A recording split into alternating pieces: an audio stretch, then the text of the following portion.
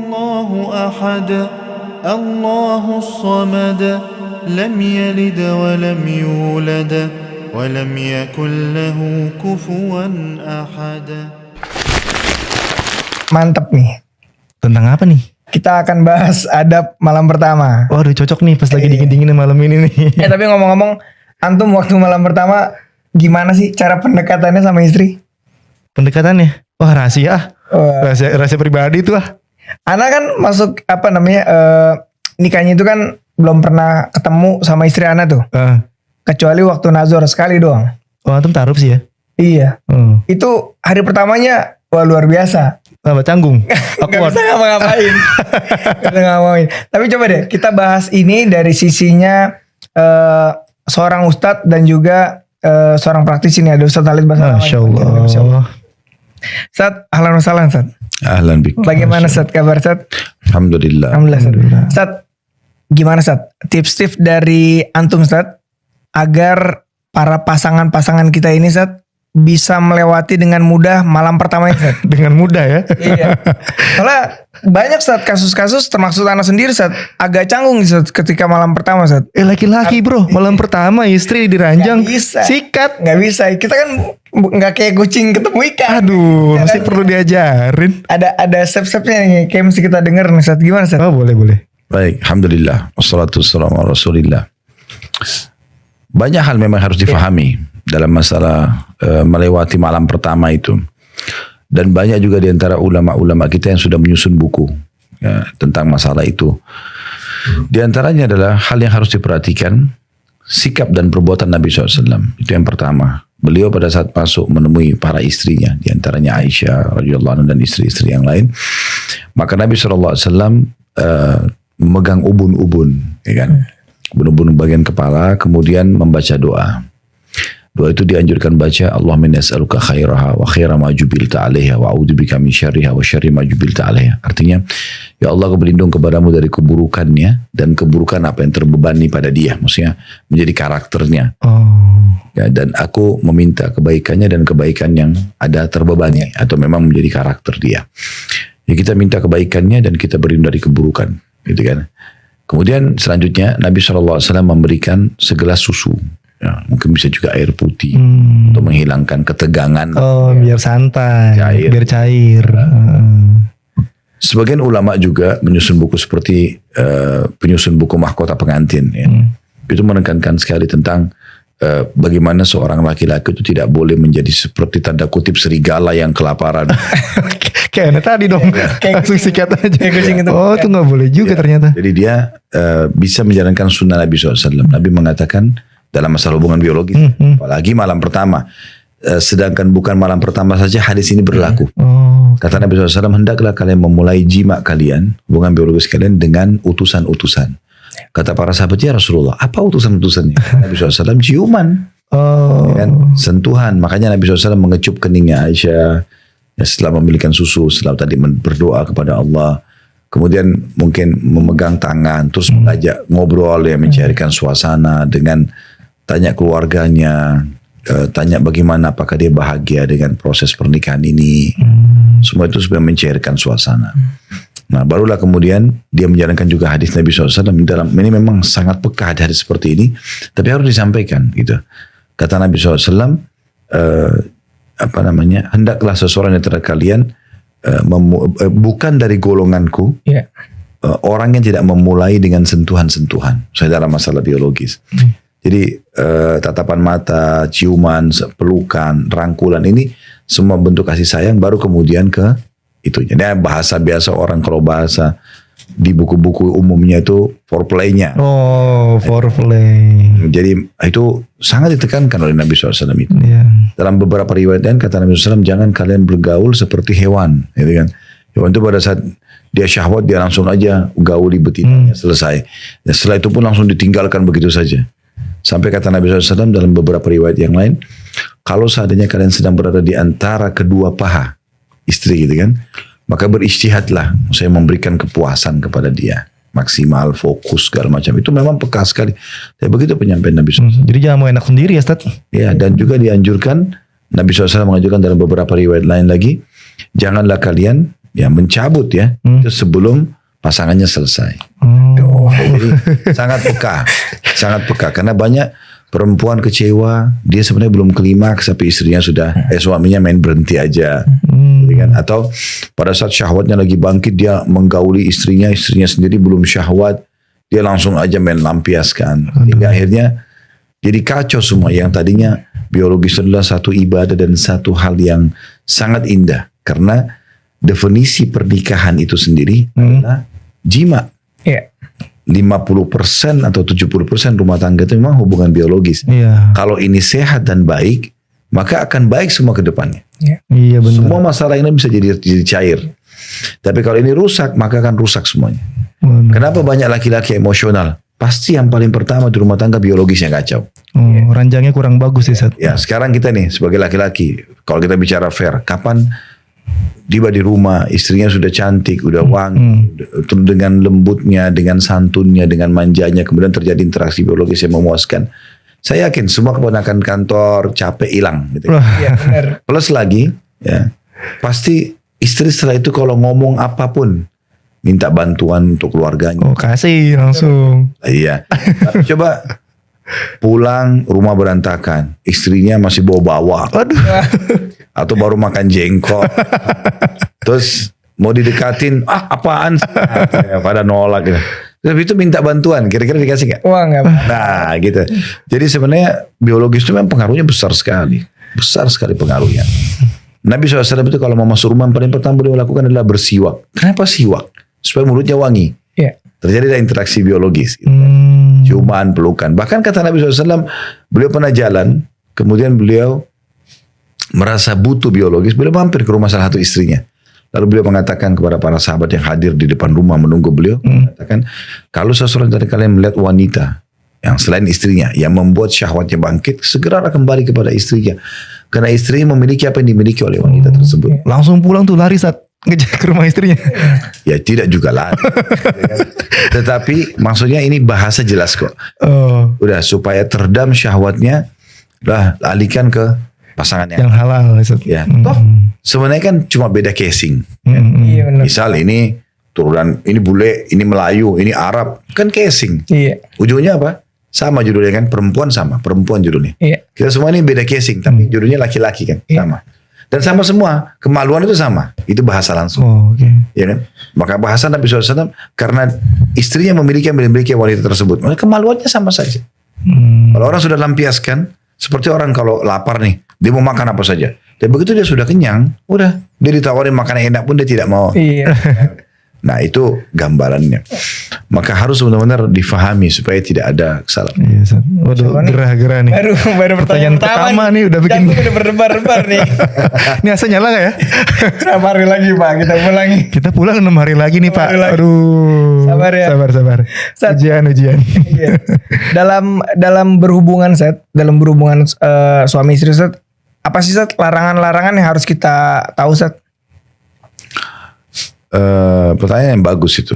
Jadi yang dilarang, yang paling pertama sekali, yang paling pertama sekali itu adalah menggauli istri di saat lagi berhalangan, haid, nifas, di kemaluannya, memasukkan kemaluan si suami di kemaluan istrinya, itu tidak boleh. Tapi apakah boleh menggauli istri atau mencari kepuasan dengan cara lain yang penting tidak masukkan kemaluan di kemaluan? Jawabannya iya. Karena itu disebutkan, pernah ada sahabat menantikan, ya Rasulullah, apa yang harus saya lakukan pada saat istri saya lagi haid? Kata Nabi SAW, semuanya kecuali jima. Juga Aisyah mengatakan dalam hadis Bukhari radhiyallahu anha, kami kalau sedang berhalangan atau haid dan Rasulullah SAW ingin menggauli kami, maka beliau memerintahkan kami untuk mengeraskan kain di tempat keluarnya darah.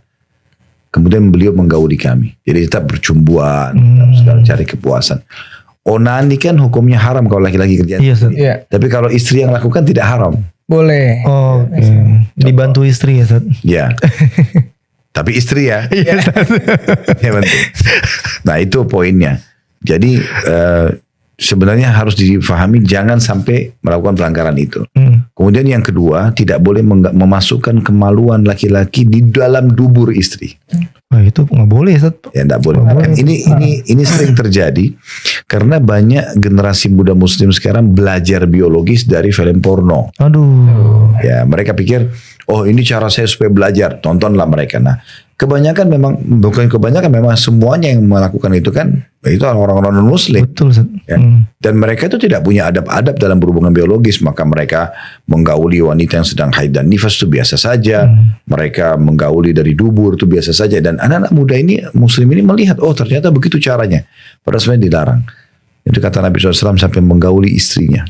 Sampai mendatangi dukun atau menggauli istrinya pada saat haid ataupun di duburnya, maka ya dia telah kufur kepada apa yang diturunkan kepada Muhammad SAW. Jadi itu ancamannya berat sekali.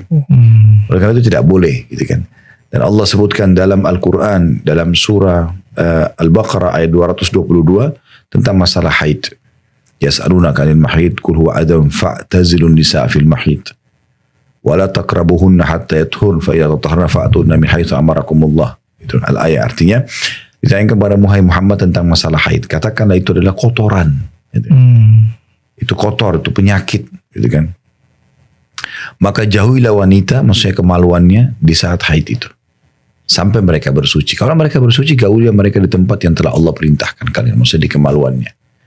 Jadi tidak boleh menggauli di kemaluan pada saat haid dan nifas, tidak boleh menggauli dari dubur, gitu kan. Kemudian juga yang lain yang harus diperhatikan adalah tidak boleh menceritakan, ini poin ketiganya, biologis itu. Nah, pernah Nabi SAW selepas sholat subuh mengatakan begini dalam satu riwayat kepada para sahabat, mungkin seseorang di antara kalian menceritakan apa yang dia kerjakan sama istrinya, atau sang istri menceritakan apa yang dibuat sama suaminya. Maka kata Asma binti Yazid radhiyallahu anha, seorang sahabat, mengatakan, ya Rasulullah, benar laki-laki dan perempuan di Madinah mengerjakan itu. Mereka jadikan kayak bahan kebanggaan gitu. Oh istri saya begini dan begitu, oh suami saya begini dan begitu, menceritakan. Maka kata Nabi SAW, jangan kalian kerjakan itu. Karena perumpamaan itu seperti syaitan laki-laki sama syaitan perempuan bertemu di jalan, kemudian menggaulinya dan orang semua melihatnya.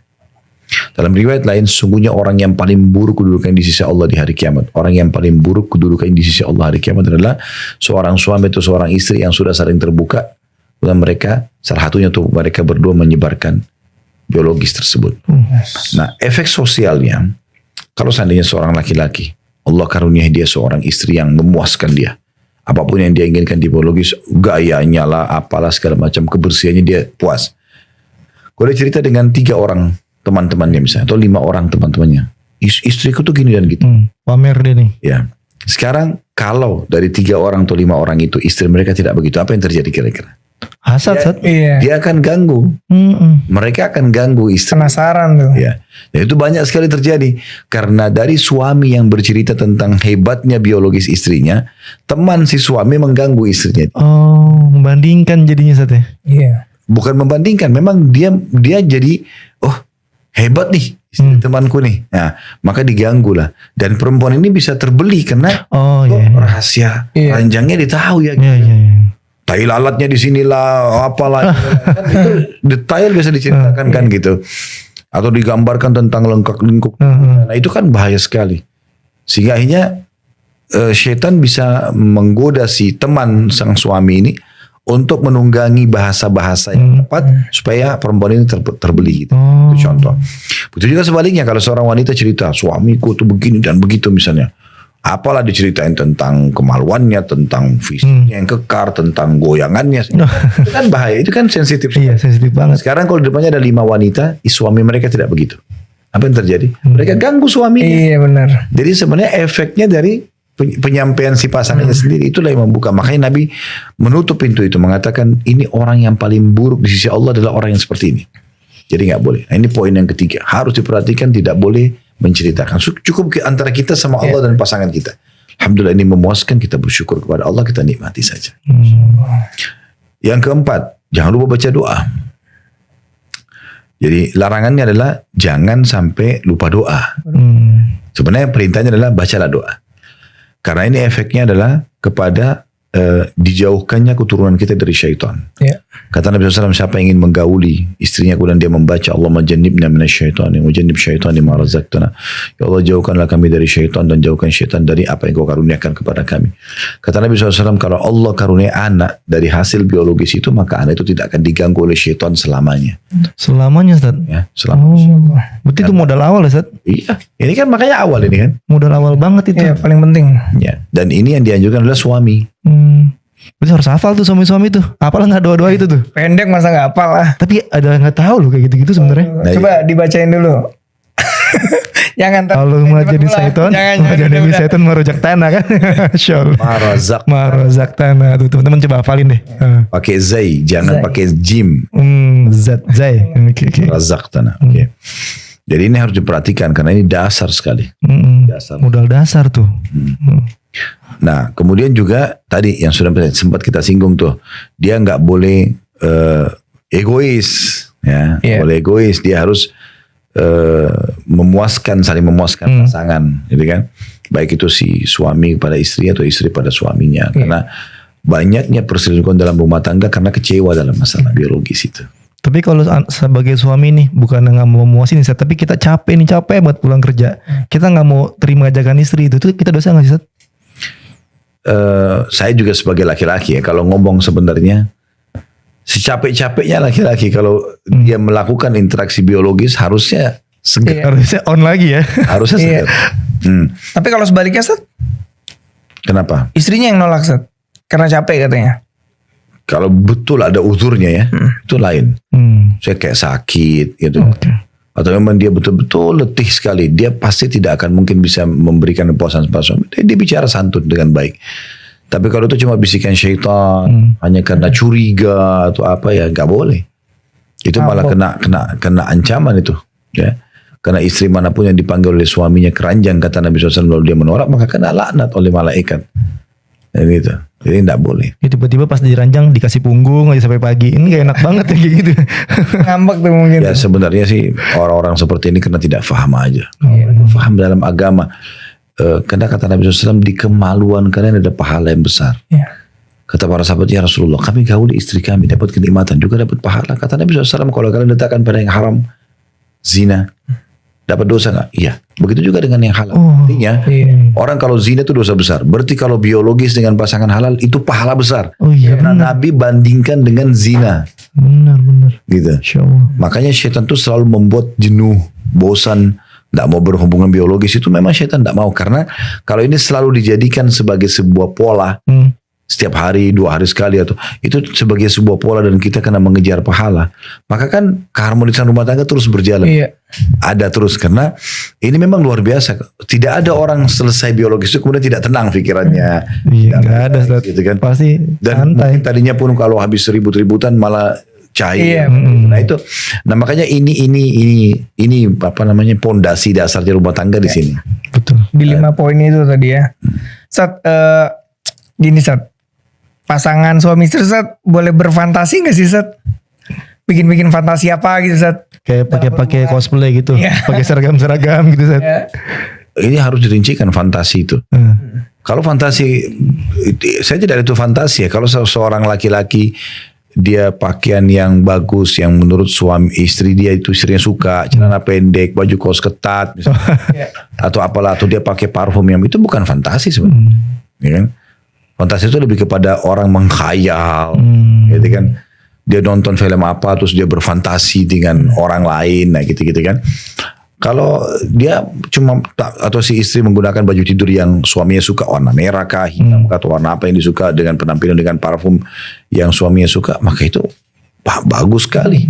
Ya, makanya saya sering bahasakan di beberapa kajian, diantaranya bedah buku kita, Kuni zaujatan najihah, jadilah istri yang sukses, ditulis oleh Dr. Najla. Itu masih berjalan kajian buku itu setiap hari Kamis ya, di jam 13.00 waktu Indonesia Barat. Nah itu di situ ada penekanan yang sangat menarik dari beliau tentang masalah bagaimana seorang istri itu harusnya berperan aktif untuk selalu membangkitkan syahwat suaminya, melayani dengan baik gitu. Maka saya pun menimpali statement beliau sambil mengatakan, Apa kira-kira yang dijual ibu-ibu sekalian oleh para pelacur? Yang dijual apa? Baju seksi. Iya. Betul. Ucapan-ucapan yang manja. Manis, manja. Ya kan? Badan yang wangi. Ya kan? Terus apa keterampilan dalam interaksi biologis. Ini mereka lakukan dan terbeli banyak laki-laki. Ya kan? Terbeli banyak laki-laki.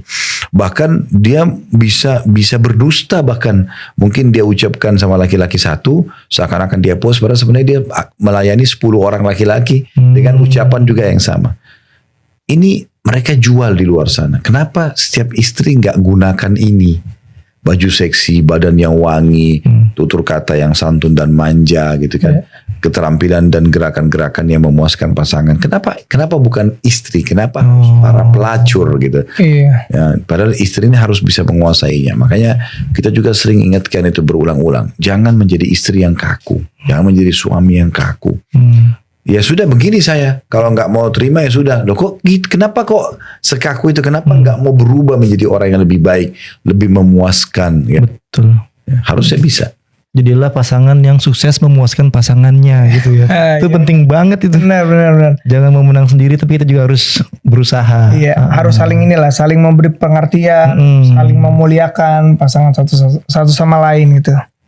Ustadz, mungkin sebagai penutup Ustadz, pesan dari Ustadz gimana sih Ustadz supaya pasangan-pasangan Ustadz, khususnya pasangan muda Ustadz, agar bisa berumah tangga itu dan mendapatkan ridho dari Allah Ustadz dari pernikahannya. Jadi gini, saya bahasakan sama istri saya waktu awal nikah. Iya. Saya sama kamu ini seorang pegawai di satu perusahaan namanya rumah tangga. Pemiliknya rumah tangga ini, ownernya perusahaan ini adalah Allah. Gitu. Saya pasti punya tugas, ya. Dan itu kewajiban saya jalankan. Itu adalah hak kamu. Sebaliknya juga, kamu punya kewajiban yang merupakan hak saya. Kita jalankan ini dengan baik. Karena Allah, maka kita akan mendapatkan balasannya, pahalanya. Gitu kan? Nah ini pondasi pemahaman dulu. Kalau sebenarnya kita ini sekarang sama-sama sedang menjalani prosesi mengejar pahala satu sama yang lain. Indah sekali rumah tangga itu kalau suami sibuk nyari pahala dari istrinya. Masya Allah. Istri sibuk nyari pahala dari suami. Indah banget. Iya. Masya Allah. Selalu saling, apalagi nih, apa ini sayang, apa selalu berusaha. Kreatif ya Ustaz? Iya. Pak. Jadi selalu dari detik ke detik, dari setiap gerakan ke gerakan, ucapan ke ucapan, semuanya bagaimana membahagiakan pasangan. Masya Allah. Itu kan sangat indah. Karena mereka mengejar pahala. Ya. Dalam sebuah hadis Bukhari disebutkan, memasukkan kegembiraan dalam hati seorang muslim itu adalah amal yang paling Allah cintai. Apalagi kalau pasangan. Gitu kan. Senyum dengan saudara muslim lain adalah sedekah. Apalagi dengan pasangan. Double-double pahala Ustaz. Ya. Mengelus kepala anak yatim pahala. Kenapa dengan pasangan tidak? Contoh. Padahal Allah SWT sudah menggambarkan suami istri itu adalah libas, pakaian satu sama yang lain. Jadi fahami kalau ini adalah ajang pahala. Jadikan ini kesempatan emas untuk memenuhi kebutuhan-kebutuhan biologis kita. Kenapa orang yang pacaran di sana yang haram, mereka bersedia untuk pakai baju yang bagus, mereka pakai parfum yang wangi, mereka menyusun tutur kata yang indah, lalu mereka saling janji menjanjikan sampai kuburan pun mereka lupa kalau itu kuburan, gitu kan? Pacaran di atas kuburan. banyak nyamuk, banyak serangga, mereka nggak peduli. Kok bisa orang yang suami istri dalam rumah, ya apalagi kalau Masya Allah ada AC gitu kan, di kamar berduaan, kalaupun punya anak-anak sudah punya kamar sendiri, misalnya kenapa ini? Malah diem-dieman. Ya kenapa kok ini saling musuhan? Aduh, sayang banget Ustaz. Dan sia-sia, padahal detik-detik itu bisa diisi dengan pahala ya. Rugi. Ya, sampai kata Nabi SAW, termasuk dari 3 hal yang tidak dianggap sia-sia, salah satunya adalah yaitu bercandanya dan bermesranya suami istri. Jadi biar kita semalam suntuk begadang tuh nggak dianggap sia-sia. Iya, pahala semua. Bercanda dapat pahala. Iya. Masya Allah. Bercanda, bercengkrama itu adalah pahala semuanya. Makanya Nabi SAW kan bercanda dengan Aisyah kan. Ajak lomba lari. Dipanggil dengan nama-nama indah. Dipanggil dengan Humairah misalnya. Itu kan semua hal yang dibolehkan. Sampai Aisyah mengatakan, saya pernah mandi junub bersama Nabi SAW. Tidak ada penghalang antara aku dengan beliau. Maksudnya tidak ada kain. Iya. Ya, dan aku mengatakannya Rasulullah sisakan air untukku sambil bercanda. Besok lomba lari ya sama istri ya. Pahala itu. Nggak gitu juga. Nggak apa-apa. Artinya selama sama istri, selama sama suami, lakukan apapun yang bisa membahagiakan dia. Apapun. Ya. Itu indah sekali. Kalau habis belanja bulanan misalnya, turunin barang dari motor atau dari mobil, suami lagi angkat istri, maksudnya ayo sini saya bantu juga. Bukain pintu. Kan indah sekali gitu. Istri lagi potong bawang nih atau lagi masak, kita lagi kosong suami. Oh ini saya bantuin. Kan enak sekali kan. Kita bercandain, kita kritikin Ustaz. Main basket bareng. Lagi masak kita Sebenarnya kritikin. intinya gini, kita tidak usah masuk ke detail aktivitasnya, tapi intinya bagaimana kita menjadikan rumah tangga itu sebagai ajang pahala. Masya Allah. Iya. Intinya. Saling membahagiakan, saling menikmati. Nah ini yang halal. Kenapa kita sibuk dengan yang tidak halal di luar sana? Yang halal malah kita tinggal. Nikmati yang halal teman-teman, ya Allah. Dan seringkali syaitan itu membuat pandangan suami itu pandangan istri karena sudah berjalan setahun 2 tahun kayak biasa. Padahal sebenarnya tidak. Bukan pasangan kita ini sudah luar biasa mungkin. Di mata orang lain mungkin sudah sangat menggoda, tapi syaitan mengelabui kita. Was-was syaitan. Ya, kita harus selalu melawan. Kapan kita merasa jenuh dengan pasangan, merasa sering jengkel tanpa sebab, jadi harus istiadah. A'udzubillahi minasyaitonir rajim. Tinggalkan itu. Ya, dan nikmati pasangan itu. Iya. Masya Allah nih obrolan kita nih. Waduh, selain bikin deg-degan nih, daging semua nih isinya nih. Ini jam 11:30 malam sekarang nih. Iya. Cuma masih on banget kita nih karena obrolannya. Masya Allah. Ini semoga bisa diterapkan nih sama pasangan-pasangan dimanapun teman-teman berada lah. Iyalah. Khususnya buat kita berdua nih yang dengerin Iya, langsung. betul. Kalau kita berdua nggak bisa aplikasi. Sayang banget. Wah, sayang banget ini. Sayang banget, rugi banget. Ya mungkin kita ucapkan sama Ustaz Khalid Zakallahu Ustaz Barakallahu Fikum, ilmunya lagi nih, daging lagi Masya nih. Allah. Terus Ustaz Khalid kasih buat kita nih daging terus, bermanfaat banget Masya Allah. Alhamdulillah. Insya Allah diskusi bisa menjadi inilah tempat podcast. Bisa jadi patokan Iya. teman-teman keluarga di sana Iya untuk benar, untuk mengambil ilmu lah. mengambil ilmu, insya Allah. Dalam rumah tangga nih. Oke, kita akan jumpa lagi di episode berikutnya. Demikian, barakallahu fikum. Wassalamualaikum warahmatullahi wabarakatuh.